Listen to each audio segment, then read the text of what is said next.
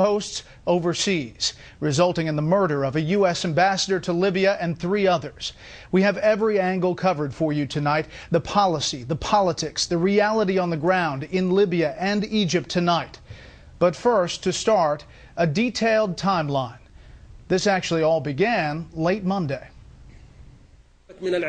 Monday, September 10th, 11:46 p.m. A video by Ayman al-Zawahiri, the Egyptian doctor now believed to be the spiritual leader, the emir of al-Qaeda, surfaces. He mourns the death of Abu Yahya al-Libi, a top al-Qaeda member who was killed in a drone strike in June. Zawahiri uses the eulogy to call fighters to avenge al-Libi's death, a renewed jihad against the U.S. And then the video cuts to a clip of his younger brother, Mohammed al-Zawahiri, something noted by people who study these tapes. Early on Tuesday, September 11th, the U.S. Embassy in Cairo, Egypt, prepares for expected protests over an anti-Islam video made in the U.S. AP quotes a U.S. official saying embassy security had sent most staff home early after learning of the upcoming protest. 6 a.m. noon Cairo time, embassy officials in Cairo issue a statement about the video, condemning the, quote, continuing efforts by misguided individuals to hurt the religious feelings of Muslims. 12 noon Eastern, the statement is seen online and linked on Twitter. 12:15 p.m. Wire services alert that Cairo protesters are scaling the walls of the embassy and tearing the American flag, replacing it with a black Islamic flag that resembles an al-Qaeda flag. Witnesses report hearing some chanting, "We are all Osama." 4:29 p.m. Embassy officials tweet acknowledges that, quote, protesters breached our wall and took down flag.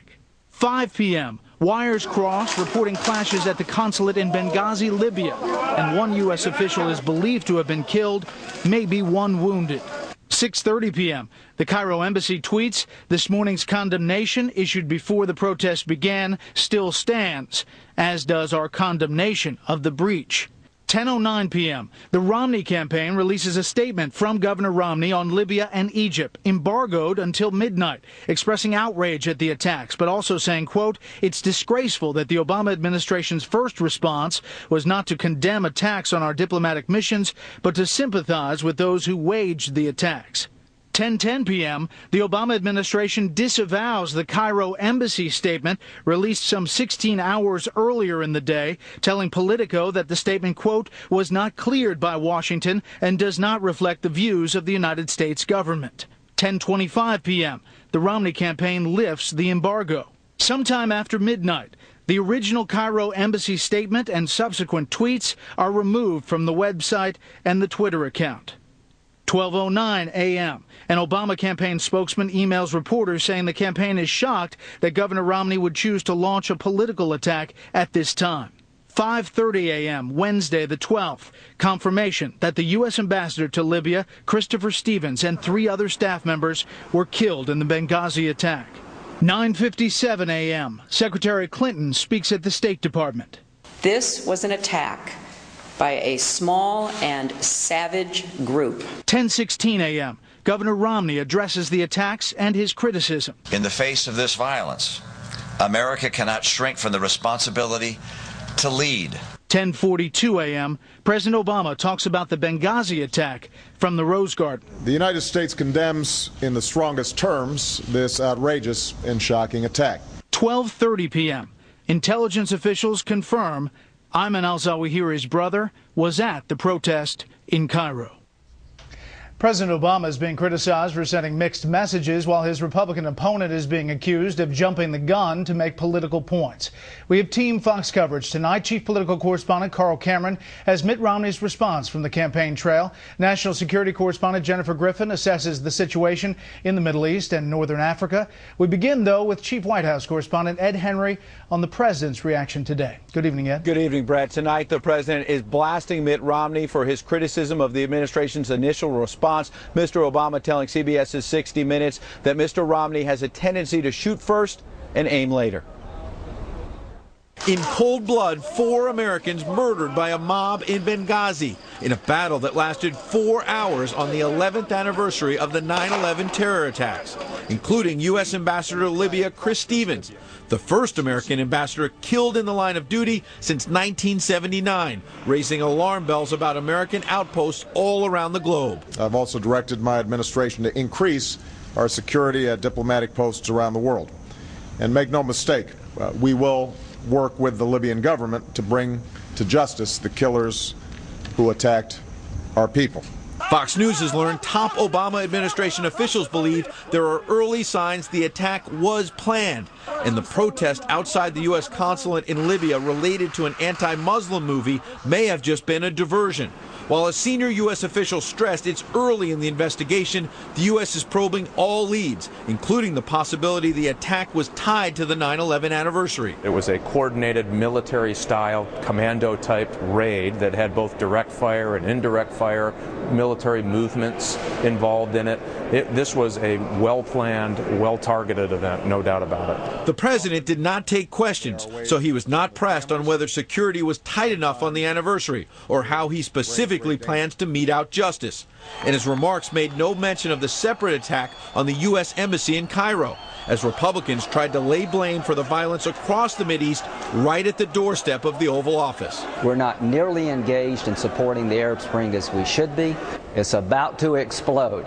The American disengagement, lack of leadership, leading from behind, is leading to uncertainty and doubt on all fronts. In the Rose Garden, the president tried to stay above the fray, ignoring the attacks from presidential nominee Mitt Romney and other top Republicans. Libyan security personnel fought back against the attackers alongside Americans.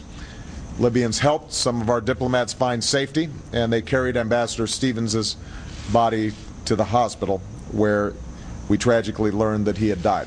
That vow to work with the Libyan government could be undermined by the fact there are reports that after Ambassador Stevens was moved out of the U.S. consulate into a second building considered more safe, Libyan security forces allegedly tipped the protesters off to his whereabouts, leading to the murders. In addition to unconfirmed reports, the ambassador's body may have been dragged through the streets. U.S. officials are investigating whether a pro-Al-Qaeda group known as the imprisoned Abdul Rahman Brigades was involved, especially after militant websites late on Monday featured a new video from Al-Qaeda chief Ayman al-Zawahiri, where he incites militants to avenge the killing of his late lieutenant, who was Libyan by birth. Another intriguing twist, al-Zawahiri's brother, Mohammed, was seen at Monday's protests at the U.S. Embassy in Cairo. Now, the president pulls no punches in this 60 Minutes interview, saying, quote, Governor Romney seems to have a tendency to shoot first and aim later. And as president, one of the things I've learned is you can't do that, that you know it's important for you to make sure that the statements that you make are backed up by the facts and that you've thought through the ramifications before you make them. Meanwhile, the president aboard Air Force One has just called some of the families of the victims involved here. He did that on his way to Las Vegas for a previously scheduled campaign event, Brett. Ed Henry live on the North Lawn. Ed, thank you. Let's get more now about what happened on the ground in Libya and Egypt and what may be next. National Security Correspondent Jennifer Griffin has that part of the story from the Pentagon. At the time of the attack, the U.S. military did not have any personnel in Benghazi. Marines were not tasked with guarding the U.S. consulate, headquartered in a residential compound and annex, an interim facility used since the start of the Libyan revolution. The attackers began shooting at the main building and then set fire to it. Ambassador Chris Stevens, Sean Smith, and one regional security officer were inside. They got separated. Smith died of smoke inhalation. The security officer made it out and then returned to find the ambassador. At that point, the annex was attacked, and 3 more embassy personnel were wounded. A gun battle lasted for the next 2 hours. The attack appeared to have been planned, and online conversations indicate that Smith, an information technology specialist, reportedly expressed concern that the compound was under surveillance or could be attacked. The Pentagon sent a team of about 50 Marines from a naval base in Rota, Spain, to provide additional security. They will remain in Tripoli, the capital. The Air Force helped fly Ambassador Chris Stevens and the others who were killed and wounded to Europe and on to the U.S. When President Obama spoke to State Department personnel today, all of whom knew Stevens, there were audible sobs. A rising star in the Foreign Service, Stevens was from Northern California. After college, he volunteered for the Peace Corps and spent 2 years in Morocco teaching English. He fell in love with this volatile region. In the early days of the Libyan revolution, I asked Chris to be our envoy to the rebel opposition. He arrived on a cargo ship in the port of Benghazi and began building our relationships with Libya's revolutionaries. He risked his life to stop a tyrant, then gave his life trying to help build a better Libya. Assalamu alaikum. My name is Chris Stevens, and I'm the new U.S. ambassador to Libya. The Libyan ambassador to the U.S. reacted to the news. It is a great lose for us. We lose him before the Americans. He was the right man for the right position for the right time. Elsewhere in the region, Palestinian protesters in the Gaza Strip burned U.S. flags and shouted "Death to America" in response to a 15-minute excerpt of an anti-Islam film posted on YouTube that led to the protest outside the embassy in Cairo yesterday and the alleged protest before the attack in Benghazi. Let me be clear. There is no justification for this. None. And now we're getting initial reports from Cairo, Egypt, that more violence is occurring outside the embassy. Tweets from U.S. Embassy officials suggest there is at least one civilian injured with a head wound. The Muslim Brotherhood is calling for mass protests Friday. Brett. Jennifer Griffin live at the Pentagon. Jennifer, thank you. Now to the politics. The latest Fox News polls released this hour show President Obama is more trusted to handle overseas issues. The survey was taken before Tuesday's events. The president gets a 54 to 39% advantage in foreign policy. He and Joe Biden lead the Republicans by 5 points overall in this poll of likely voters. And the Romney ticket's 10-point edge among independents before the conventions has turned into a 5-point deficit in this poll. Now, Governor Romney's response to the embassy violence, which made heavy use of the word apology and is getting a fair amount of criticism. Here is Chief Political Correspondent Carl Cameron. At a Jacksonville, Florida news conference, Mitt Romney condemned attacks on U.S. missions in Egypt and Libya that killed 4 U.S. officials, including a U.S. ambassador. This attack on American individuals and embassies is outrageous. It's disgusting.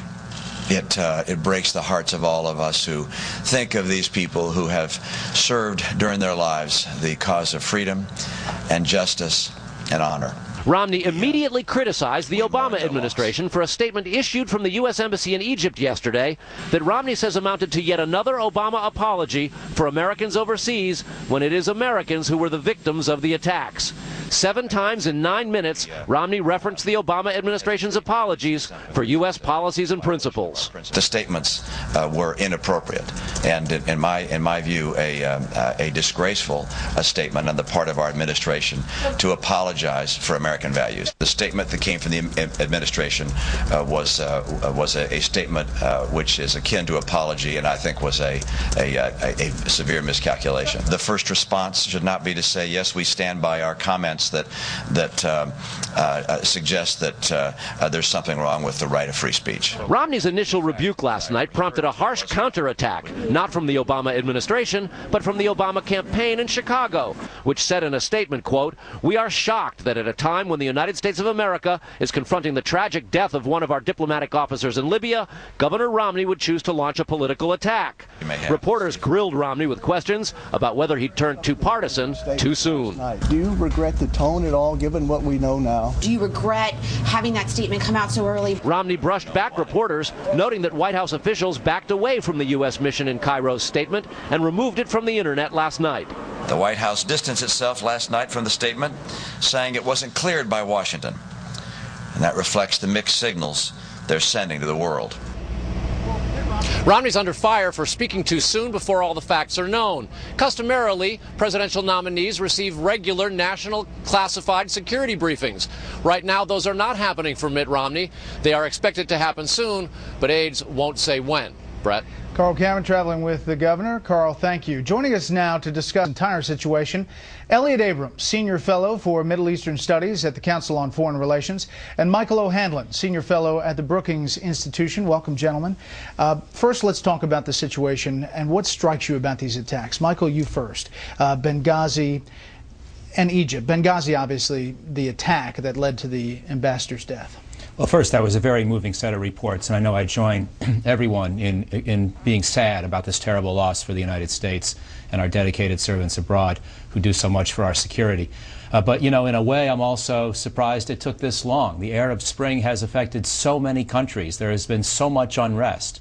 And I hope very much that there is an ability to prevent anything happening tonight or tomorrow or the next few days when things are still very delicate. Things have been delicate for a year and a half. This is an amazingly sweeping set of changes throughout the broader Middle East. It's not to say everything was done correctly in Benghazi. I don't know that. It's not to say anything else about procedures that were followed. But in a way, what I'm struck by is that it frankly took this long for something like this, of this kind of a tragic nature to happen, given what's been going on. The new Libyan government, Elliot, stepped up. They had many statements out today, not only the ambassador you saw there, but paper statements and a number of officials out. The Egyptian government hasn't really said much at all. In fact, the Muslim Brotherhood is calling for more demonstrations. It's really unacceptable. The new president of Egypt has said nothing.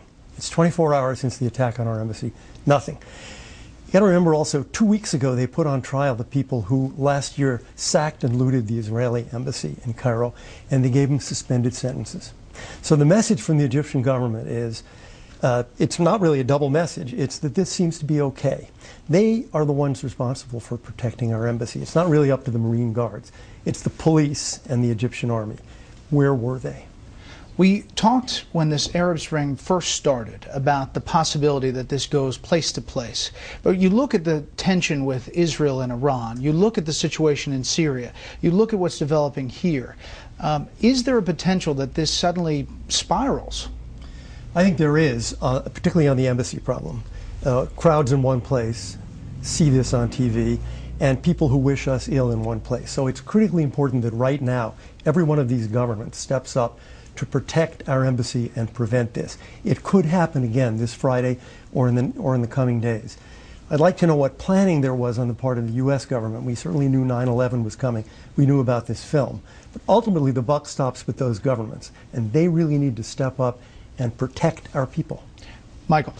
Elliot makes a great point. The specific issue of the safety of the embassies and other places where Westerners are known to gather or associate, certain businesses that may have a high Western component, for example, are the kind of places where I would worry most in terms of a ripple effect. Because I think we're far enough into this series of Arab revolutions that the sense of breathlessness and contagion from one country to the next that we saw in early 2011 is sort of over at a broad scale. You know, but at a specific level of activity, storming embassies, protesting in senator capital cities, that could indeed pick up. Well, this was supposedly, this video was the pretext, but the intelligence officials are now saying this attack in Benghazi was very organized and looked almost like an al-Qaeda coordinated attack with waves of attacks. Is it possible that this was all really 9/11 and not so much this video? It was more about 9/11. I think that's right. Look, this was not a mob in Benghazi. This was an organized terrorist attack. A couple of dozen cars, perhaps 40 or 50 people armed with mortars. So there's nothing about this that suggests a protest. This is a terrorist attack on the U.S. Embassy.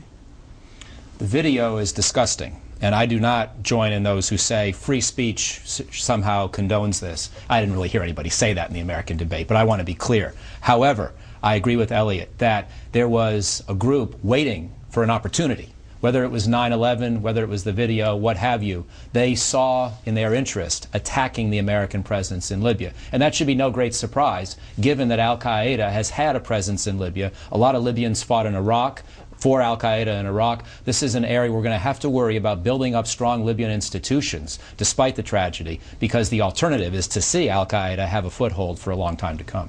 Michael, Elliot, thank you very much. I know this discussion will continue, and we'll have you back. Thank you.